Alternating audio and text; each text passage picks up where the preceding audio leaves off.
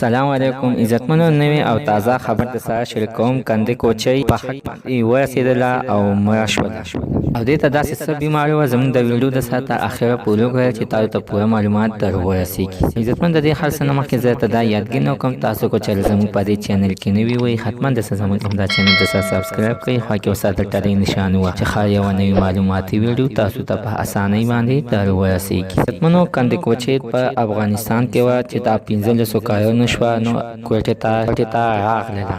دوی خپله ډېره زندګي په پاکستان په کراچۍ ښار کې کړې ده. کندې کوچۍ ویلي وو چې د مرګ نه مخکې ویلي وو چې زما د اواز دپاره څه پرهیز نه و ځکه چې په یو شی زما په اواز کې د پرهیز پکې څه نه و. ما به د هر یو شی خوړو خو د اواز دپاره نه. زما په خوراک کې د اواز دپاره څه منع نه وه.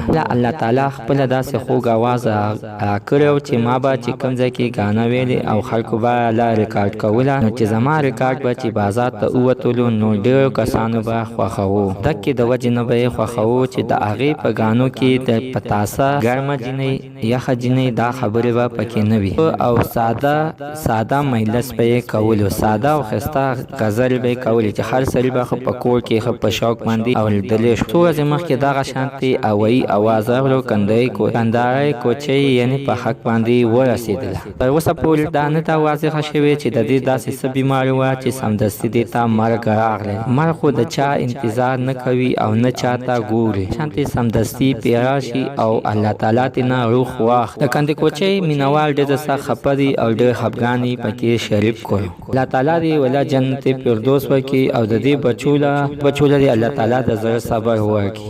عزتمن زموږ نننۍ معلومات ته د دې پورې د نوي معلوماتو لپاره زموږ همدا چینل د سره سبسکرایب کړئ خوا کې ورسره د ټلۍ نښان ووهئ چې هر یوه نوي معلوماتي ویډیو تاسو ته په اسانۍ باندې در ورسېږي.